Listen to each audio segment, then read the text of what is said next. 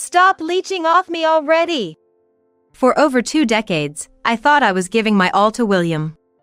Yet, this is how he sees me? I wasn't leeching off him. I was just devoted to you. That's what I thought, but the words wouldn't come. As my strength drained away, William continued. Now that Daniel's working, you've got no reason to leech off me anymore. But... Shut up. I don't want to hear your excuses. William raised his voice. It's over. My feelings never reached him. Just as I realized that, I heard something snap inside me. It was the sound of the thread of love that had been connecting our hearts, snapping. At the same time, my feelings for William began to fade. We were spouses just moments ago, but now, we're like strangers. William was just using me all along. He never loved me. Otherwise, he wouldn't brazenly cheat and try to kick me out. I don't care what happens to such a man. The only option left is to completely crush him. I've made up my mind. I lifted my face and gazed at William. My name is Susan, I'm 50 years old. I've been married to my husband William for 25 years. Our son Daniel, born a few years after we got married, graduated from college and started working this year. Child-rearing is done, and now I can do what I want. That's what I'm thinking right now. But there's just one problem. That's my relationship with William. William is not a good husband or father. In fact, it's hard to find anything good about him. He cheats, and he doesn't even give me a proper salary. I at least want you to give me enough money for living expenses. Huh? Don't get cocky when you're living off me. William always snaps back like this. I guess it's hopeless. Maybe divorce is the only option. Lately, I've been thinking about it more and more. But I can't just say I want a divorce easily. The reason is, my FIL Stephen, who is sick and hospitalized, asked me to take care of William. I owe Stephen, and as long as I can bear it, I have to endure it, don't I? I can't ignore Stephen's words, but my desire to divorce is strong. Caught between these conflicting feelings, I find myself reminiscing about the happier times before marriage. Ironically, that happiness began with a misfortune that befell my father. Our family ran a small restaurant. My father was in charge of cooking, and my mother managed the hall. Needless to say, the food was delicious. However, my father was incredibly bad at business. He started the restaurant with the desire to fill his customers' bellies with delicious food. That's a noble sentiment, I believe. But that sentiment alone drove his business. So, he hardly thought about profit. It didn't matter if the profit was small. As long as the customers were satisfied, that was enough for him. Obviously, this was no way to make a profit. As a result, our family's finances were always on the edge. Yet, seeing the satisfied customers, I felt proud, even as a child. So, I never interfered with my father's business. But during my college years, a crisis struck.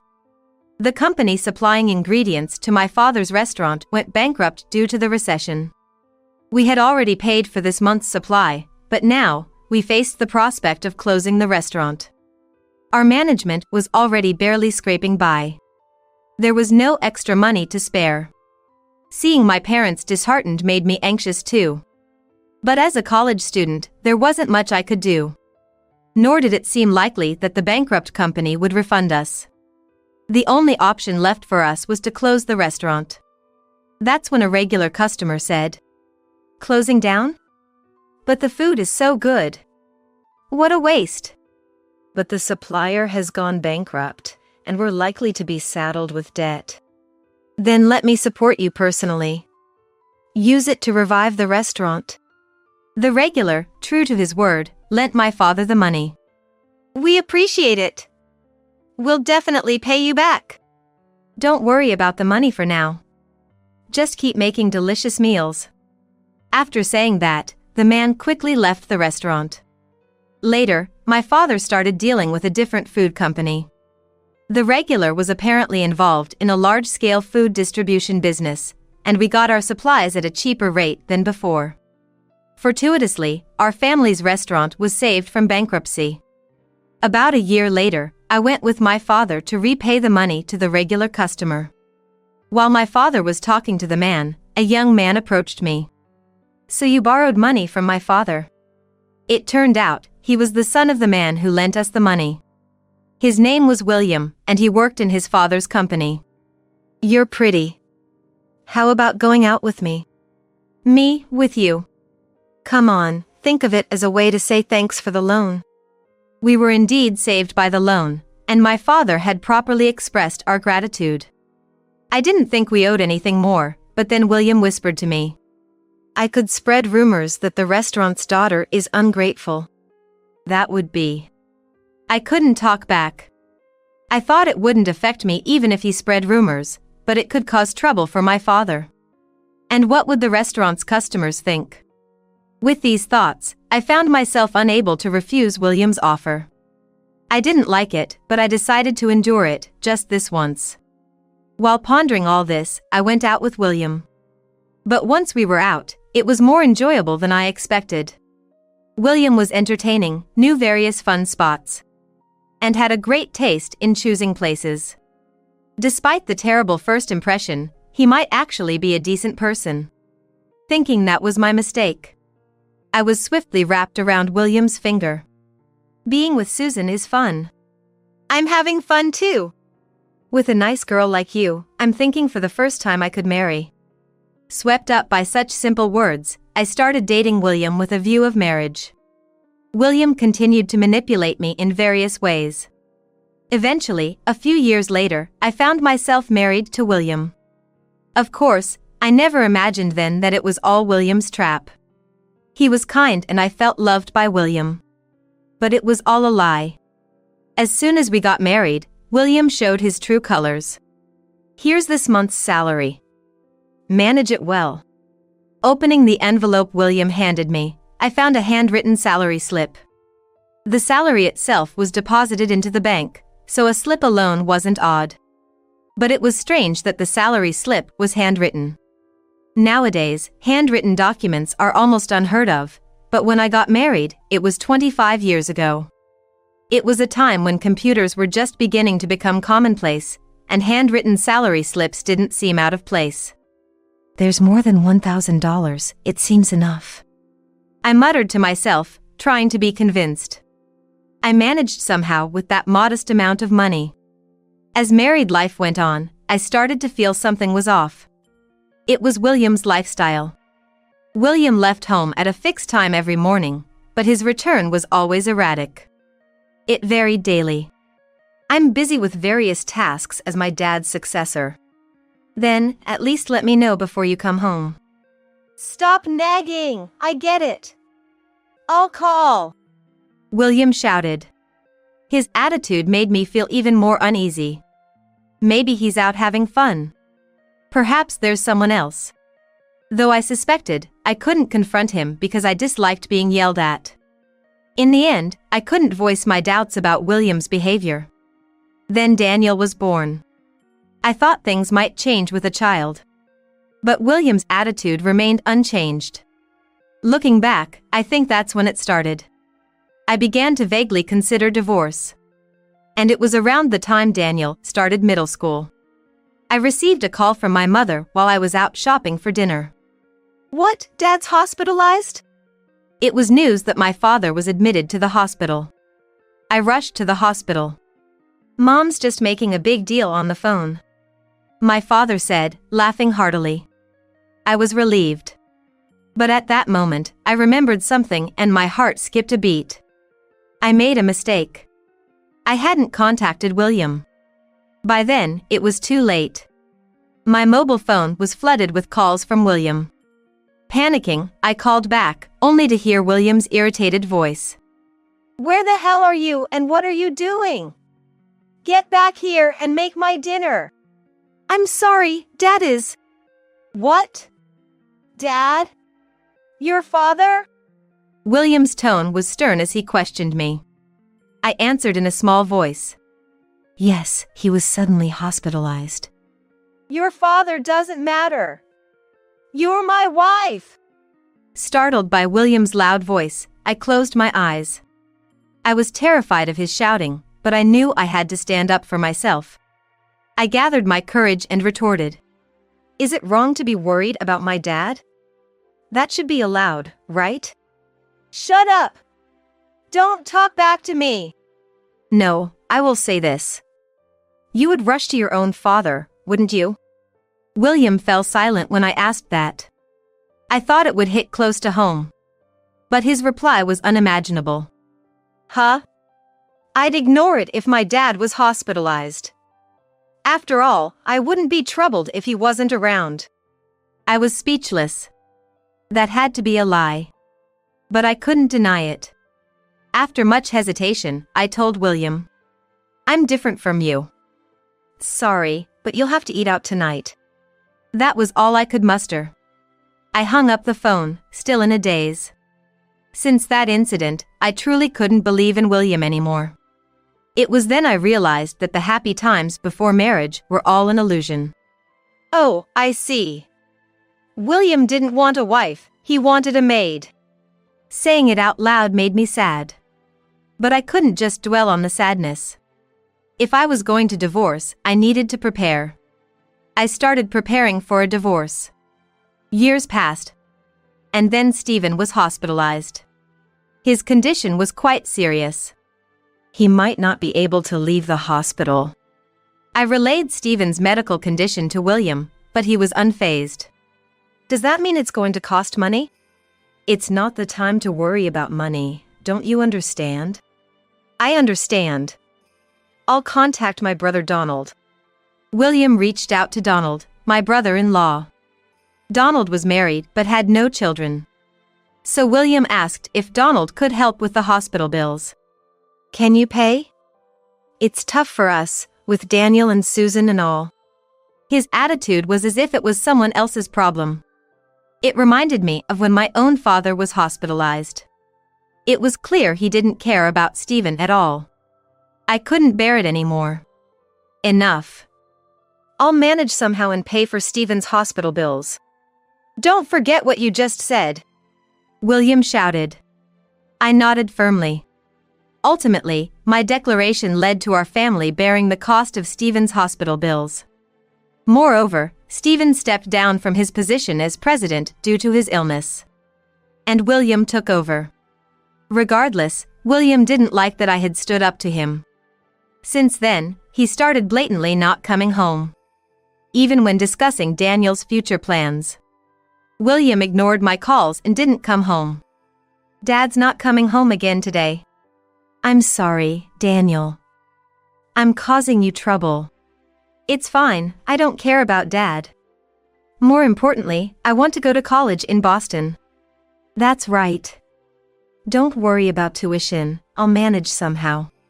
Soon after, Daniel's admission to a college in Boston was secured. As expected, William didn't see Daniel off. Once Daniel moved to Boston, the house became eerily quiet. By then, William's visits had dwindled to about once a week. There's also Stephen's hospital bills, could you transfer a little more? What? I've already transferred more than half of my salary. It should be enough for you now. The money William transferred was meager. It was clearly just a fraction of his salary. The claim of transferring more than half was undoubtedly a lie. I knew that. But I didn't have the energy to argue anymore. Years passed, and I got news that Daniel had landed a job. With Daniel employed, it might be time to bring up divorce. Over these years, I had prepared for divorce. Now, it's just about the right timing. Where and when can I bring it up to avoid arguments? Such thoughts kept haunting me. It's not about arguments, though. I chuckled wryly to myself. Then, one day, I had been visiting Stephen at the hospital. After chatting about trivial things, I headed back home as usual. As I tried to unlock the door, I was shocked. For some reason, the door was already open. Could it be a burglar? I cautiously peeked inside. From the living room, I could hear the TV and William's laughter. Relieved that William was home, I entered the living room. There, William was watching TV and laughing heartily. "You're home." Yeah, I was thinking of tidying up. Tidying up? Heeding William's words, I looked around. On closer inspection, some items in the room were missing. It seems like something's missing. Yeah, I threw it away. Your stuff. My stuff? Stunned, I went back to my room. The room was silent, the computer, TV, even my favorite cup were gone. Not just that, the bed and everything else had disappeared. What's the meaning of this? I threw it out because we don't need it anymore. Don't need it anymore? What are we supposed to do now? As I raised my voice, William frowned. Then he averted his gaze and sighed. "Frankly, I'm tired of supporting you." What are you talking about? I'm your wife. As I retorted, William grimaced and suddenly raised his voice. Do I have to spell it out for you? Stop leeching off me. For over 2 decades, I thought I was giving my all to William. Yet, this is how he sees me? I'm not leeching off you. I was just devoted to you. I thought that, but the words wouldn't come. As my strength drained away, William continued. Now that Daniel is working, you've got no reason to leech off me anymore. But, shut up. I don't want to hear your excuses. William raised his voice. It's no use. My feelings never reached him. At that moment, I heard something snap inside me. It was the sound of the thread of love that had been connecting our hearts, snapping. At the same time, my feelings for William began to fade. Moments ago, we were a couple, but now we're like strangers. William had been using me all along.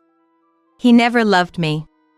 Otherwise, he wouldn't brazenly cheat and try to drive me out. I don't care what happens to such a man. The only option left is to completely crush him. Resolved, I looked up and faced William. What? Got a complaint? No. If you want me to leave, I will. I briskly closed the living room door behind me and headed to my room. But there was nothing of mine left. Not a single piece of my clothing remained. Don't bother looking. I had the garbage collection service take it all. Which service? There's a flyer here. That one. I picked up the service's flyer from the floor. As I dialed the number, I told William. You'll regret this. Leaving those words behind, I immediately left the house. The call connected right away. I explained the situation, and the person on the line understood immediately. It seemed William's actions had already raised suspicions. So, the garbage collection service had kept everything as it was. I'll be there right away. Thank you. I thanked them politely and ended the call. Afterward, I went to the service's place. After expressing my gratitude, I had my belongings moved to a newly rented storage unit. Relieved that my possessions were safe. I don't think getting away with something like this comes without a price. I clenched my teeth and called Daniel. After briefly explaining the situation, I ended with, So, I've decided to move out, considering a divorce. Daniel, please be prepared for that. All right? Got it. Bye. Daniel hung up. He seemed scared of me. Was I that angry? Puzzled, I put my mobile phone in my bag and headed to a nearby hotel. I already had a new place lined up. The reason was simple. I had been planning to discuss divorce with William soon. Divorce and move there. That was my plan for starting a new life. The schedule just moved up a bit. So honestly, I wasn't troubled. It's just that plans have moved forward by about 2 weeks. 2 weeks of hotel living. What a waste. A bad habit of a housewife, thinking about waste. I wonder if I should bill him for the hotel expenses. Either way, be prepared, William. I muttered and then started working on the post-divorce actions I had planned in advance. Around 10 days into my hotel stay, William called. He raised his voice as soon as I answered. You took my money. What are you talking about? Don't play dumb. It's about Dad's hospital bills. The hospital just called asking for payment. Oh, that. While thinking, I sighed and responded. You should pay it. It's no longer my concern after being kicked out. I've been transferring living expenses to you. That's supposed to cover it. Yes, but where's that bank account? Isn't it with you now? I retorted nonchalantly. But that account was empty. I couldn't help but laugh, knowing that. There's an account, but it's empty. That's why I'm saying you took the money. I haven't taken anything. Don't lie. Who else could use it? Didn't he realize how little he had transferred? I retorted, almost in disbelief. It was just too little to begin with. If there's no money for the hospital bills, why don't you use your allowance? Allowance? William started to panic, evidently thinking I didn't know. Since the beginning of our marriage, William had been giving me handwritten salary slips. That was to hide the fact that he was skimming part of his salary. In other words, the skimmed money was William's allowance. I asked Stephen once, how much is William's salary? So, what about it? He looked puzzled but told me. So, I know you've been taking money. When I confronted him, William fell silent. After a long pause, so long I thought the call had dropped, William suddenly raised his voice.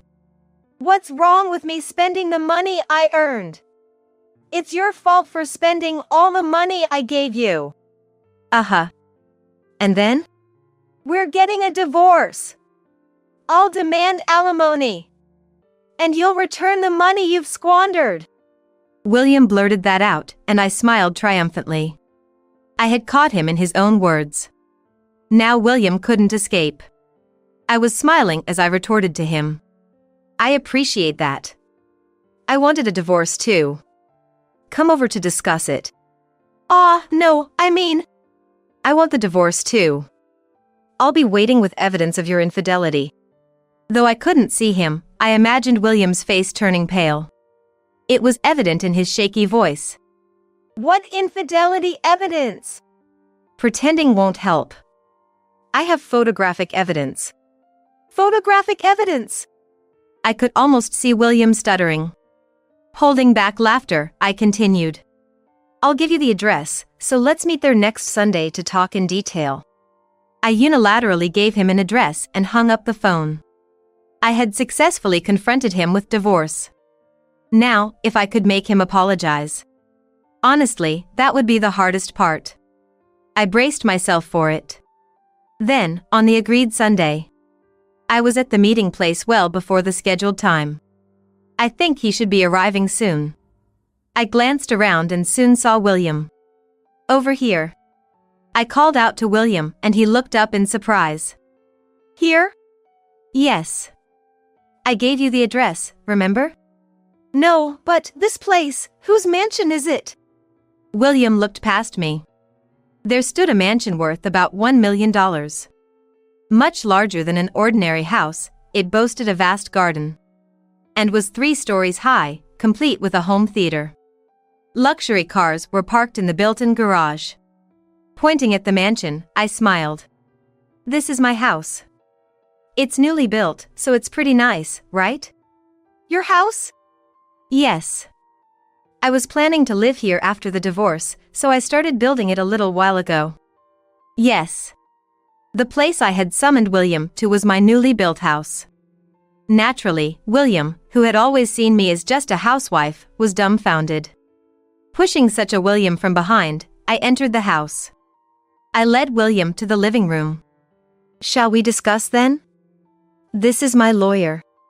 I introduced my lawyer, who was waiting inside. But William was hardly in a state to pay attention.